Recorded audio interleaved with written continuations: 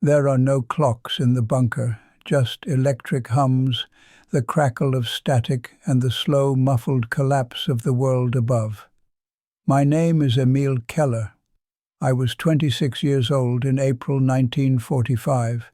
Maintenance and communications, Reich Chancellery staff. Not a soldier, not a party loyalist, just a man who fixed wiring and kept the field telephones alive. That was my job, even when no one wanted to answer them anymore.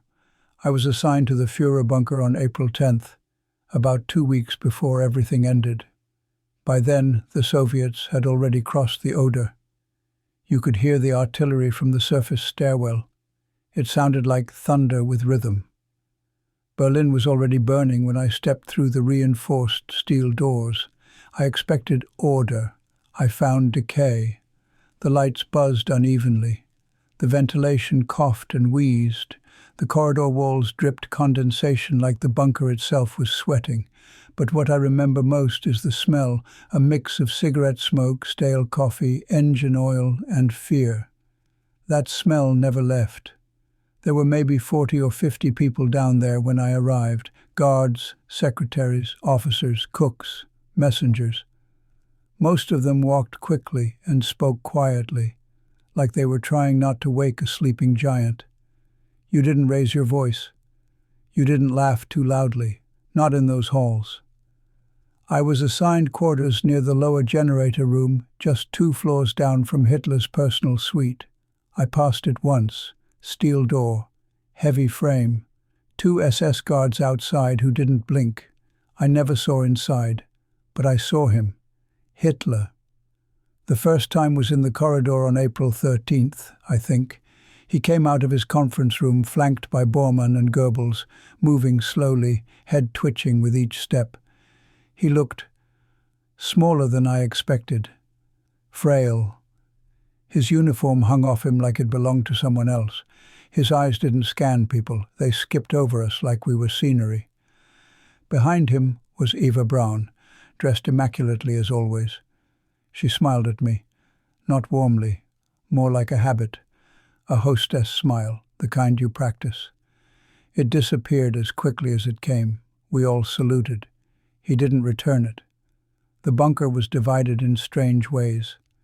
Technicians like me had access to most of the lower levels, generators, radios, wiring conduits, but the upper quarters were governed by an unspoken hierarchy. You could walk through and be invisible, or you could make a mistake and never be seen again. I kept to my routines, inspected fuses, reset the transmitter connections, ran tests on the field phones even when no one called anymore.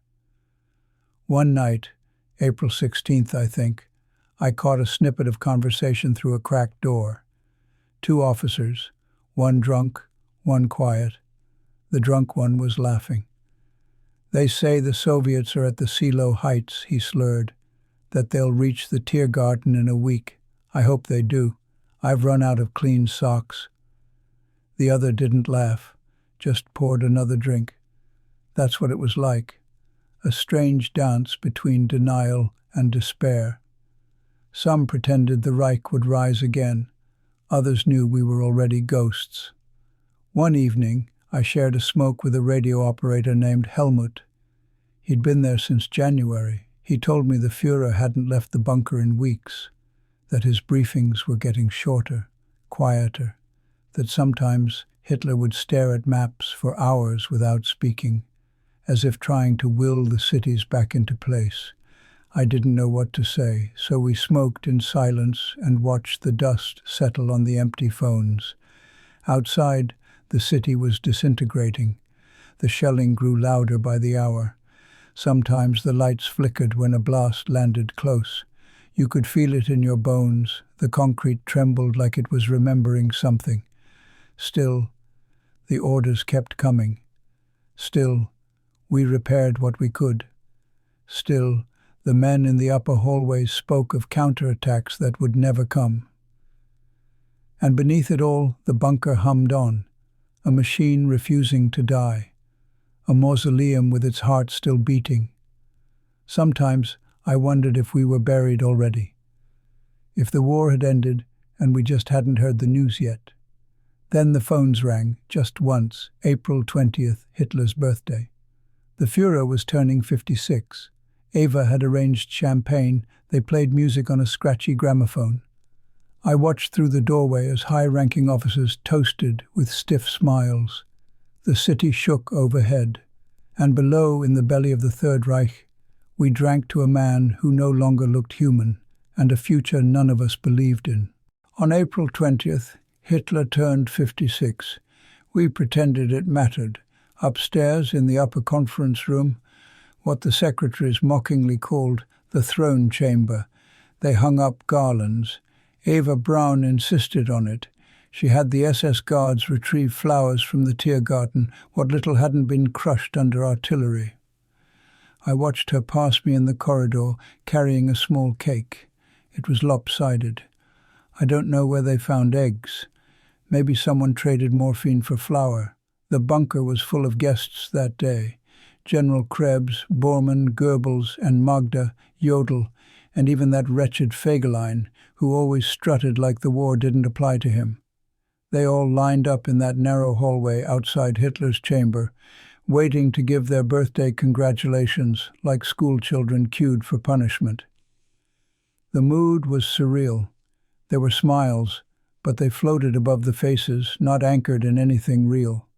You could hear the ground above us shaking. Soviet artillery had begun hammering the city from the east in full force that morning. Everyone knew the Red Army was closing in. And still, there they were. Champagne flutes, violin music on the gramophone, and a cake with crooked candles. I don't know if he even ate a slice. That evening, the phones finally came to life. The calls weren't encouraging. Field Marshal Schörner from the Czech front lied through his teeth, insisting his army group was preparing a counteroffensive. Kesselring in the south talked about flexibility and repositioning. It was all nonsense, and Hitler knew it. He didn't rage like people said he would. Not at first. That day he simply sat at the edge of the map table, motionless, one hand shaking in his lap. Keitel and Jodl stood like statues, waiting for orders that never came. I was nearby when Himmler's betrayal reached the bunker. Heinrich Himmler, the Reichsführer SS, once Hitler's most devoted subordinate, had sent feelers to the Western Allies through Count Bernadotte of Sweden, proposing a separate peace. The Führer's face changed. His mouth twisted, but no sound came out. He stared down at the table, just stared. And then, like a machine flipping a switch, he stood up and said, "Fegelein. Find Fegelein." That name repeated through the corridors all night like a curse. They never found him, not alive anyway. SS Gruppenführer Hermann Fegelein, Eva Braun's brother-in-law, had fled the bunker in uniform stripped of insignia. A traitor, they said, probably trying to reach the western lines. Monke, the SS commander, dragged him back within a day or two. I heard they shot him in the Chancellery garden. No one grieved. Magda Goebbels cried quietly at dinner that night, dabbing her eyes with a silk handkerchief. Her children, 6 of them, played near the couch where Hitler sat with his dog Blondie. The contrast made me sick. There was this moment, brief, unremarkable to anyone else, when Traudl Junge, one of the secretaries, turned to me and asked if I had family. I told her I did. A mother in Leipzig, a sister and her baby in Dresden, though I hadn't heard from them since February. She looked at me like that meant something, like it separated me from what we were breathing in. Later that night, I found myself staring at the telephone panel, red lights, all silent. The switchboard no longer connected us to a Reich, just to ruins. I remembered something odd then. Back in January, I had been called to repair a wiring conduit near the North Wing. There, a young officer had said to me, "You'll be part of history, Keller." Think about that. I am. I think about it every minute. But history doesn't feel like marble or statues or books. It feels like chlorine stinging your eyes in the generator room, like radio static you can't tune out, like a birthday cake in hell. That night, Hitler gathered his inner circle again. I wasn't in the room, but I heard about it later from Helmut. The Führer declared he would stay in Berlin, that he would never surrender, that he would lead the defense personally. No one challenged him. Goebbels smiled too wide. Eva lit a cigarette, and outside the Soviets crossed the Spree River. She carried the capsules in a velvet pouch, tied with a pale blue ribbon. I saw it once, when she thought no one was looking. She pulled it out of her dresser drawer, nestled between a mirror, some perfume, and a faded photograph of Hitler smiling at Berghof. She opened it carefully, like a jewel box. Inside were 2 glass ampoules, each no larger than a cigarette. Eva Braun didn't cry. She didn't plead. She never raised her voice, even as the shelling drew closer, and the corridors filled with people who no longer shaved or buttoned their coats. She still did her hair. She still wore perfume. We all knew what the capsules were. Cyanide, likely tested on Hitler's dog first. She told one of the secretaries, "They say it's quick, better than fire." She laughed when she said it, not a cruel laugh, not even nervous, a clean, musical laugh, like a girl waiting for a train that wouldn't come. I didn't hate her. I didn't know how to. She was a stranger like everyone else in the bunker, clinging to something invisible and already dead. But the way she moved, smiling, brushing past SS officers with a soft hum, made her seem like she was already gone, a ghost still wearing makeup. On April 21st, Hitler gave what was supposed to be a strategy briefing. What it became was a breakdown. It started like all the others, maps on the table, pointers, names of divisions that no longer existed. Then someone mentioned General Wenck's 12th Army, the last hope, if you could even call it that. Wenck was west of the Elbe, retreating from the Americans, but Hitler insisted he turn east to relieve Berlin. When General Krebs objected, Hitler erupted. He shouted for 20 minutes, maybe longer. His voice cracked. His hands trembled. He accused his generals of betrayal, cowardice, incompetence. He screamed that Steiner's attack had never begun, that the SS had lied to him, that the Wehrmacht had failed him. I wasn't in the room, but I heard it echo through the halls, sharp and wet, like an animal wounded and cornered. Afterward, the corridors emptied. The officers retreated into themselves. Goebbels wandered past me, mumbling. Magda followed, holding her daughter's hand. The child looked bored. That night Eva wore a silk dress the color of wine. She laughed as she spun in front of the mirror. "If the bombs land on us tonight," she said to Gerda Christian, "I want to look fabulous." She did. That was the terrible part. She looked beautiful. Death had become her dance partner. On April 23rd, Hitler received confirmation that Himmler had contacted the Allies again. This time there was no mistaking it. I was summoned to reset a commutator near the briefing room and stood outside the door when the report came in. Hitler was quiet for a long time. Then, with a strange calm, he said, "This is the end." He didn't scream. He didn't weep. He just dismissed everyone and retired to his quarters with Eva. She was smiling as they walked past. Not wide, just enough to make my stomach turn. We all slept lighter after that. On April 24th, the shelling intensified. The walls shook in their foundations. The ceiling over the kitchen cracked. A pipe burst in the generator room. I spent 2 hours ankle-deep in freezing water trying to reconnect power to the medical station. While I worked, I heard children playing in the hallway. Magda's children. Their laughter echoed like it belonged in another world. That night, Eva poured champagne for the secretaries. They sat on the floor in a circle like schoolgirls at a sleepover. They talked about movies, about dresses, about the Alps.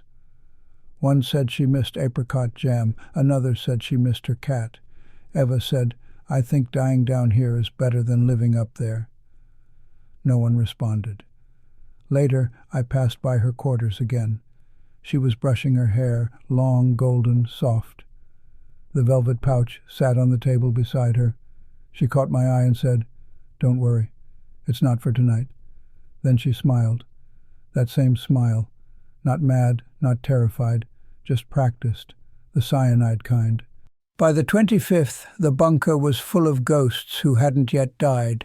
Magda Goebbels was one of them. She walked differently now, no longer elegant or proud, but stiff, mechanical, as if someone had rewound her too tightly. The children still played, of course, all 6 of them, blonde and well-dressed, always clean. The bunker was filthy, but they were not. Magda saw to it.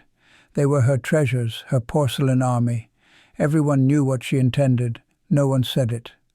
There was a nurse, Professor Doctor, Ludwig Stumpfegger, Hitler's personal physician, tall, pale, wordless. He hovered near the family like a shadow. I saw him pass a folded note to Magda. She slipped it into her sleeve and didn't blink. She once told a secretary that if Germany was to die, then her children would not live in a world without National Socialism.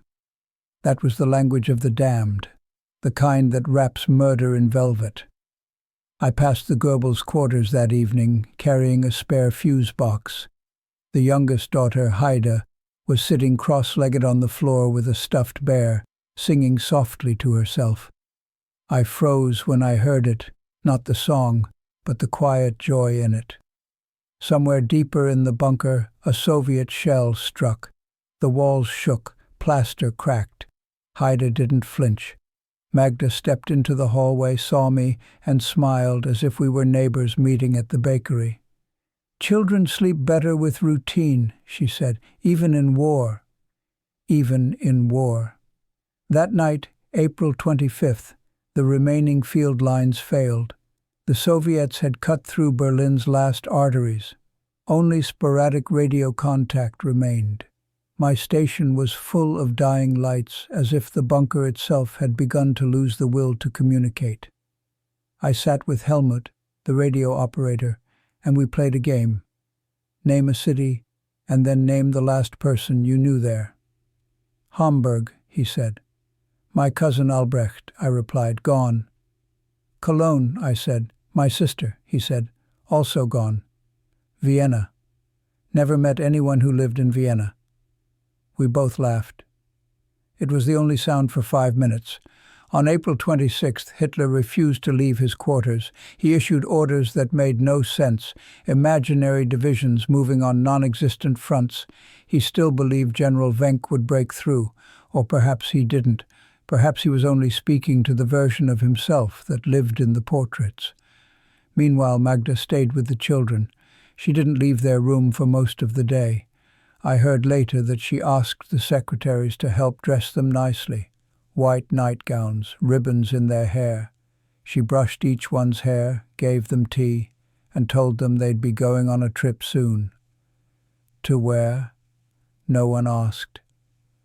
That evening, she approached Hitler and begged him to let the children stay in the bunker, not to be evacuated, not to be rescued, but to remain there, with her, until the end. He agreed. It was one of the few orders that passed through my hands that day. Typed, logged, stamped. I still see it sometimes. The children shall remain. I walked past the Goebbels' room after midnight. The lights were dimmed. Silence. Not the peaceful kind. The kind that sits too still. The kind that waits. By the time the 27th of April arrived, the only things still functioning in the Führerbunker were the lights, and even those flickered now. Outside, Berlin was nearly gone. The Soviets had broken through the Reichstag district and were encircling the city from the north and south. The last German strongpoints were little more than blown-out street corners, manned by teenage conscripts and wounded men with no ammunition. Inside, Hitler was writing. He had become obsessed with documentation. His signature echoed from the upper chamber at all hours: lists, orders, wills, legacies. Not the orders of a man still commanding an army, but of one trying to script his memory before it was erased.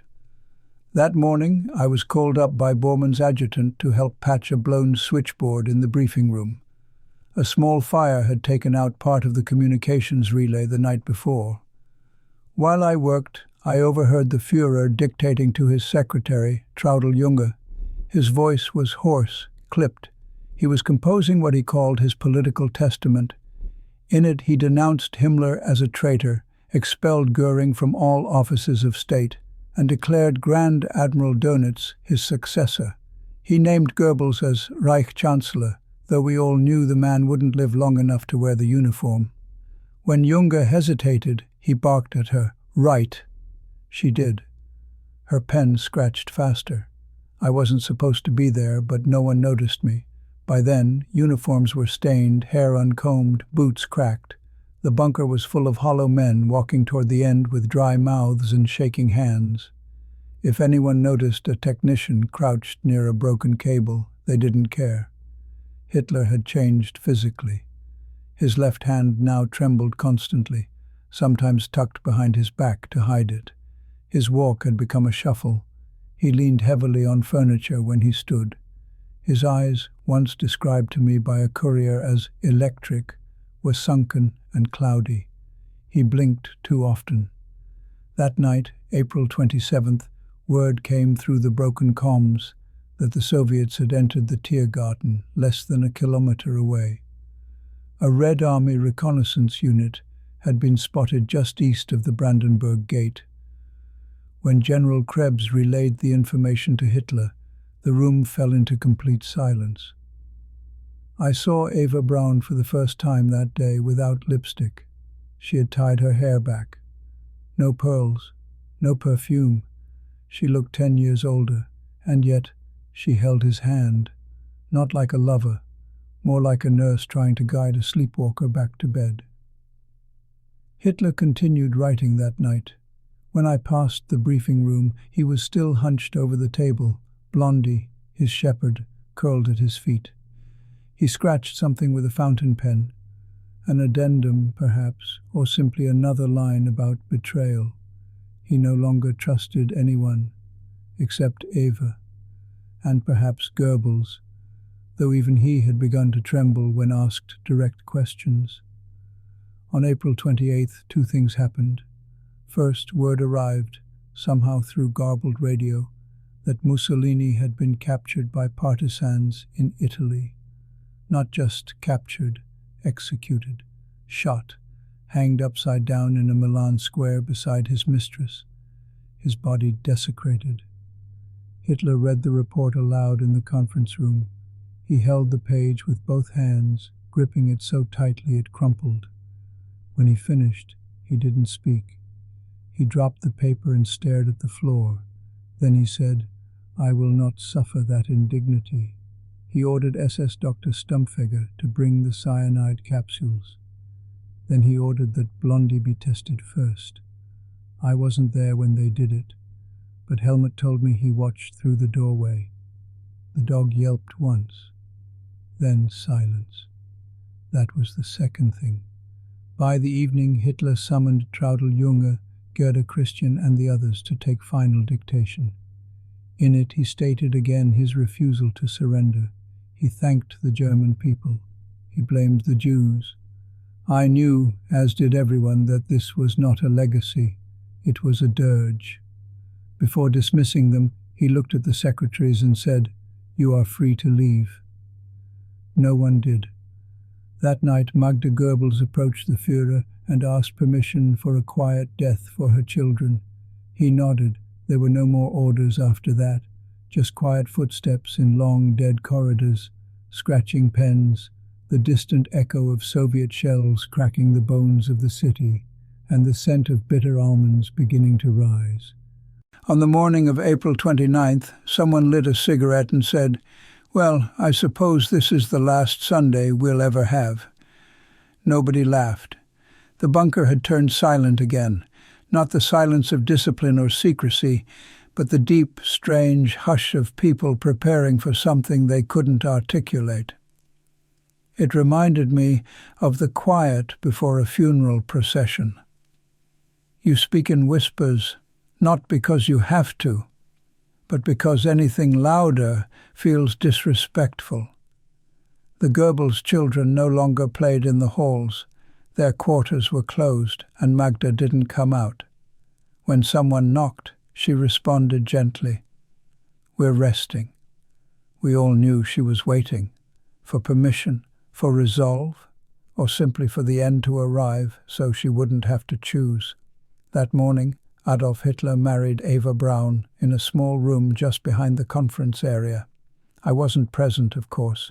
Only Goebbels, Bormann, and 2 witnesses attended, along with a civil registrar who had been dragged in through the wreckage of the Chancellery above. The ceremony was brief. Eva wore a dark blue dress. Hitler, still in uniform, stumbled slightly as he stood to recite his vows. They signed the marriage certificate at a desk once used for military briefings. By the time I was called in later to adjust a radio dial, the room still smelled of must and cologne. There was a teacup with lipstick on the rim and a trail of cake crumbs leading to a chair that no one had sat in. The newlyweds returned to their quarters and locked the door. At midday, I was assigned to the ventilation shaft near the medical station. The air was heavier now, somehow more humid. The filters hadn't been cleaned in days. I worked slowly, knowing there wasn't much left worth rushing for. I passed General Krebs in the hallway. His collar was unbuttoned, his face ashen. He glanced at me like he'd forgotten what a technician was. His voice rasped. "You've done your duty well, Keller." It sounded like a eulogy. By afternoon, the bunker lights dimmed and flickered for almost 5 minutes. Panic passed through us briefly. What if the generator failed? What if the Soviets cut the last line? But the lights held. That evening, Hitler summoned his staff one by one. He shook hands, said thank you. Some received medals. Even I, low as I was in the hierarchy, was called in with 2 others. He didn't speak directly to me, just nodded. His handshake was weak, his palm damp. When I left the room, I realized my hand was trembling. Shortly after, Hitler gave final instructions to Otto Günsche, his adjutant. His and Eva's bodies were to be burned after death, so the Soviets couldn't display them like Mussolini. The staff was to evacuate if possible, though most of us had already accepted we would not. In one of the unused side rooms, I found Helmut sitting on a crate, writing something in a small notebook. "Letter?" I asked. "Confession," he replied. "Or maybe a joke with no punchline." That night, the bunker air was heavier still. Some corridors had gone completely dark. A few staff had already fled through the connecting tunnels toward the U-Bahn system, hoping to escape before the Red Army sealed the city. I remained, not because I believed in anything, not out of loyalty, simply because I didn't know where else to go. Berlin was not a city anymore. It was an autopsy in progress. I saw Magda Goebbels once more that evening. She walked slowly, hands folded. Her face was calm, beatific. She said nothing to anyone, just offered a quiet nod. One of the guards saluted her. She gave him a maternal smile and kept walking. She disappeared down the corridor to the children's room. Later, a faint cry echoed through the hall. Not loud, almost tender. Then nothing. The doctor passed me 15 minutes later. Stumpfegger's gloves were off. He didn't look up. When I returned to my station, I noticed something odd. A small glass hourglass, likely taken from someone's desk, had been placed beside the switchboard. It had already run out. The morning of April 30th, 1945, began like all the others, pale artificial light, the reek of fuel, sweat and mold, and the knowledge that the world was growing smaller by the hour. But that morning was different. The mood in the bunker shifted, not frantic, not panicked, but quiet, in a way that felt terminal, like a breath being held before a plunge. The night before, rumors had spread. Tomorrow he will do it. No one said Hitler's name aloud anymore. It was as if his presence, still breathing behind that steel door, made everyone lower their voices. The Soviets had reached the Wilhelmstrasse. We could hear tank fire now. It was different from the usual bombardment, deeper, more resonant, the kind of sound you feel in your spine. Someone said a T-34 had been spotted on Vossstrasse, less than 500 meters from the bunker entrance. At 10 a.m., I saw Hitler for the last time. He emerged from his quarters with Eva Braun on his arm. She was wearing a dark dress again, her hair neatly styled. He, in his standard tunic, though looser on him than before, his face was pale, waxen, and his steps uncertain, like someone walking across cracked ice. They stood in the main hallway and shook hands with those assembled. I was there, summoned with the rest of the support staff. We formed a narrow line along the corridor wall. He said only a few words. "Thank you for your loyalty." His voice was low, flat. He passed me without recognition, as he always had, but Eva looked me in the eyes, only for a second. She smiled faintly, the same smile she had worn for days, the cyanide kind. At around 1 p.m., the corridors grew quieter still. No orders, no movement. I checked the switchboard out of habit, though no lights had blinked for hours. Helmut sat beside me, smoking a last cigarette, legs crossed at the ankle. "It's today," he said. "The bunker's about to become a tomb." At around 3:30, a single muffled sound echoed down the corridor, like someone slamming a heavy book closed. Then silence. Everyone froze. 5 minutes later, Linge, Hitler's valet, and Günsche, the adjutant, entered the hallway. They said nothing, just walked quickly toward the exit hatch that led to the Reich Chancellery garden. They carried a blanket-wrapped bundle. Another SS man followed with a can of petrol. Someone whispered, "They've done it." We all knew what "it" meant. I stayed behind while others followed the procession to the exit. The steel doors clanged open and shut. The smell of fresh air rushed in, mixed with cordite and smoke and rot. It had been days since I'd smelled anything outside the bunker. I waited. I don't know why. Maybe because I wanted to preserve the fiction that things were still operating, that I was still a technician with duties and not a man trapped in a machine winding down. About 20 minutes later, Helmut returned. His face was grey. "They poured petrol on them," he said, not looking at me. "Lit a rag. The wind blew it out the first time. They tried again. It took." He didn't speak again. Later that evening, I saw Goebbels standing outside Hitler's study. His hands were behind his back. He looked like a man who had just missed the last train out of hell. Magda stood beside him. They didn't speak. They didn't move. They simply waited. I walked past them to the auxiliary generator room and sat for a long while in the darkness, listening to the distant thunder of Soviet artillery and the metallic ticking of cooling pipes. A part of me wanted to run, up through the side tunnel, into the streets, toward some imagined escape. But I didn't move. We all had our roles in this final theatre. Mine was to remain, to bear witness, to keep the lights on, even as they dimmed. Before midnight, Goebbels and his wife retreated to their quarters. I heard later they did it with a pistol. It was quieter than the cyanide. There was no announcement, no trumpet of finality, only the quiet truth that after April 30th there was no Führer anymore, and no Reich either. We knew it, but no one said it out loud. The name had dissolved with the last curl of black smoke rising from the Chancellery garden, and yet the bunker continued. The lights remained on. Orders still echoed, faint, habitual, absurd. On the morning of May 1st, Joseph Goebbels assumed command. He called it his duty.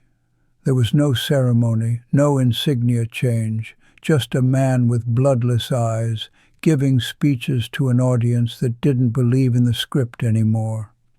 He walked the halls like a puppet of himself, declaring that Berlin must continue to fight, that the Führer's death was not the end. We all knew it was.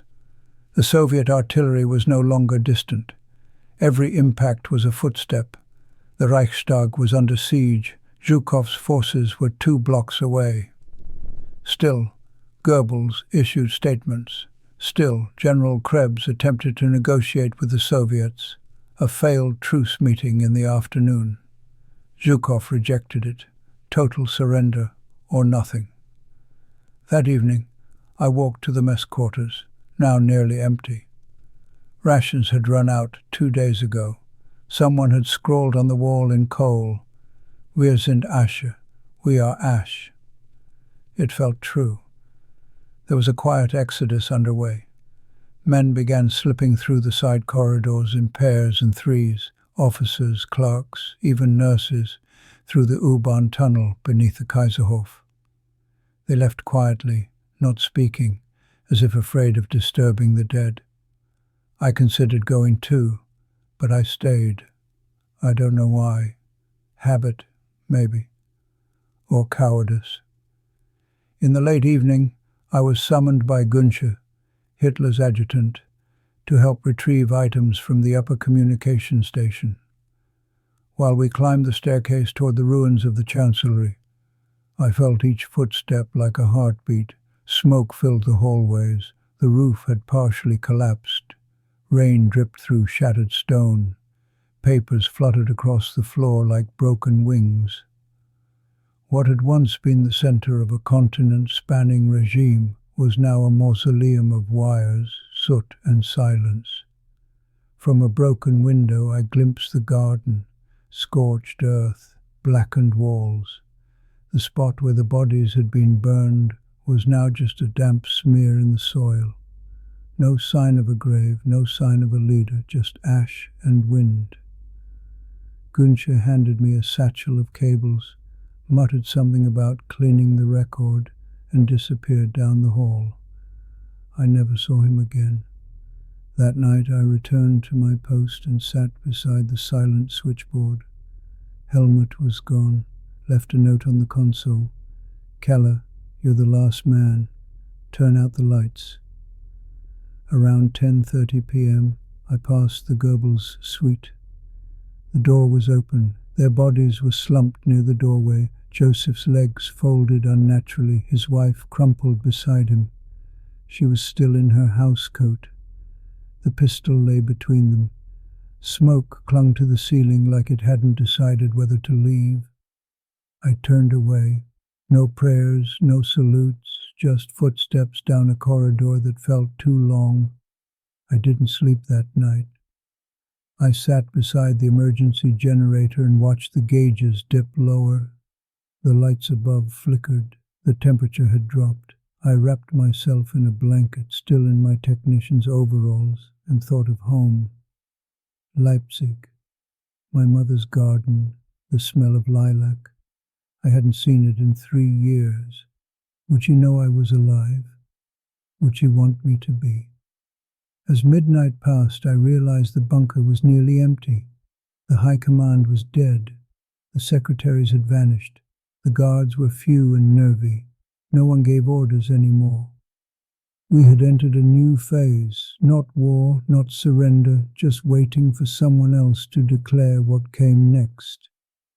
That night, I stood in the main hallway and flipped a single switch. One bank of overhead lights snapped off. Half of the corridor dropped into shadow. And I thought, this is how the Third Reich ends. Not with thunder, but with a flicker. By May 2nd, there was nothing left to pretend. The Reich had no government, no generals, no armies. The only things still functioning in the Führerbunker were the echo of old orders and the worn souls of the few who still walked the halls. At dawn, I stood in the narrow corridor outside the communications room, staring at the dead switchboard. Not a single call had come through in 30 hours. A rat scurried past my foot, the only living thing I'd seen in hours. I wandered past empty offices, overturned chairs, burnt documents, and the heavy steel door to Hitler's quarters, still shut, though there was nothing inside. The furniture had been stripped, his cot empty, his dog long gone. Silberbauer, one of the remaining SS guards, approached me near the stairwell. His face was hollow, eyes bloodshot. "They've broken through," he said. "The Soviets are a block away. Some of us are making a run for it." "Where?" I asked. He shrugged. "North, through the subway tunnels, maybe through the zoo park. It's madness." I said nothing. He pressed something into my hand, a small pistol, a Walter PPK. "If you need it," he muttered. "Better than theirs." Then he vanished down the corridor. By mid-morning, General Weidling, commander of Berlin's defenses, had agreed to surrender. The last message broadcast from above ground came through the emergency radio relay in the SS room. "Cease fire at once. Berlin has surrendered." I repeated the words aloud, softly. "Berlin has surrendered." It didn't feel real. But when I climbed the stairwell leading toward the Chancellery ruins, I saw that it was. The bunker entrance was caved in. A Soviet artillery shell had collapsed part of the structure. Concrete slabs blocked the hatch. Smoke still rose from the garden. The smell was different, not cordite or fuel anymore, something older, like earth torn open too quickly. I returned below, past the Goebbels bodies, past the silent mess hall, past the spot where Magda's children had slept in their white nightgowns, and I made a decision. I went to my bunk, changed into civilian clothes I had stored months ago, a grey wool coat, worn trousers, scuffed shoes.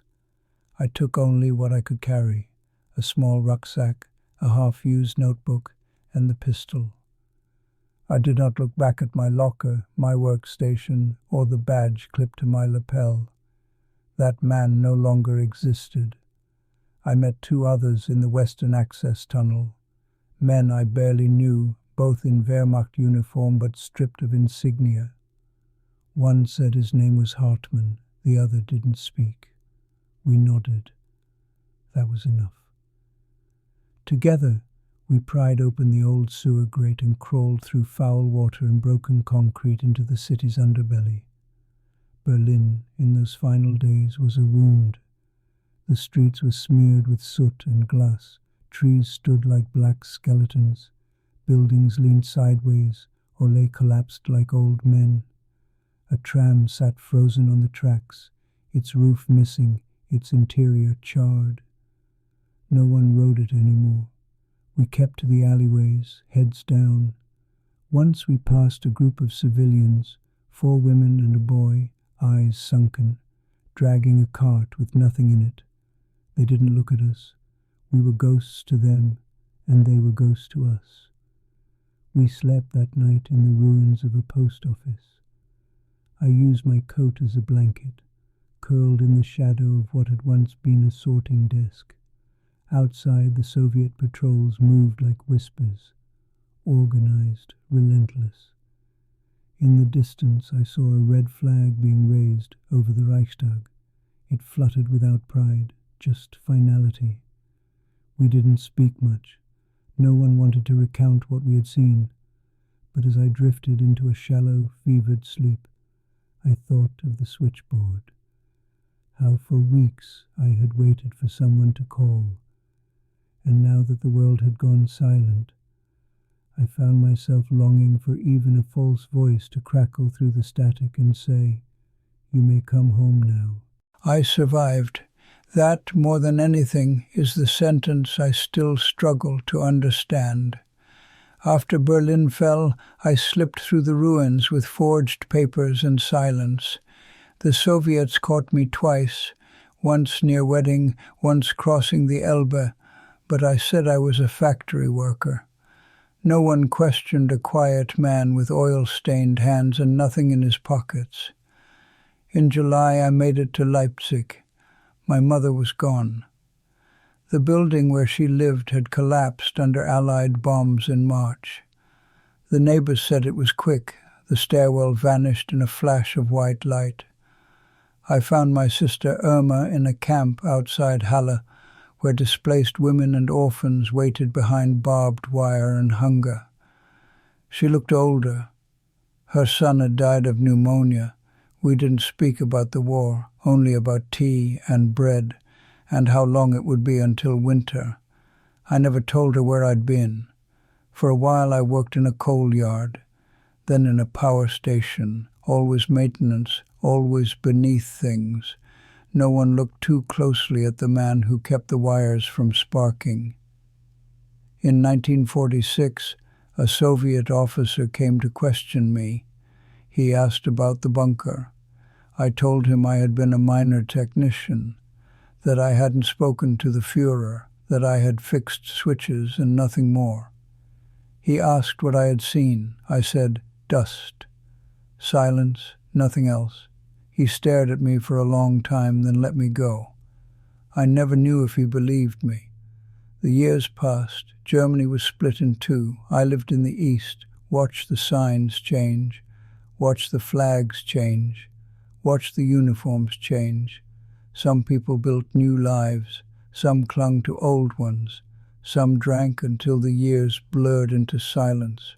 I tried not to remember the names: Eva, Magda, Goebbels, Günsche, Helmut, even Blondie the dog. But they stayed, not as people, but as fragments. A gloved hand, a corridor light, the sound of teeth clinking against a cyanide capsule. In 1954, I visited Berlin again. I walked to Vossstrasse, but there was nothing left. The bunker had been sealed. The garden was gone. Grass grew where Hitler burned. No signs, no stones, just a memory locked under meters of dirt. I stood there for an hour. No one else looked twice at the man in a grey coat staring at a patch of grass. I walked away. In the decades that followed, the world moved on. West Germany thrived. East Germany endured. The war became books, films, myths. People asked, how did no one stop it? I never had an answer. I was just one switch in a dead network, one light in a buried bunker, one pair of hands trying to keep the wires from failing, even when the whole system was already ash. Sometimes I dream of the bunker, but not of Hitler. I dream of Helmut lighting his last cigarette, of Traudl Junge typing with tired hands, of the Goebbels children sitting cross-legged in a row, not yet understanding they were being dressed for death. I dream of the corridor light, flickering like it had a choice. In 1975 I retired. I never married. I never gave interviews. But sometimes, in the quiet hours before dawn, I sit at my old desk and think, if they ever ask, what would I say? Would I say I didn't know? Would I say I was only a technician? Or would I say the truth, that I remained, not because I believed, not because I was brave, but because I couldn't imagine anything else? History will remember the monsters, the uniforms, the flags. It won't remember the man with the toolbox who kept the lights running in hell, but I remember and I remain.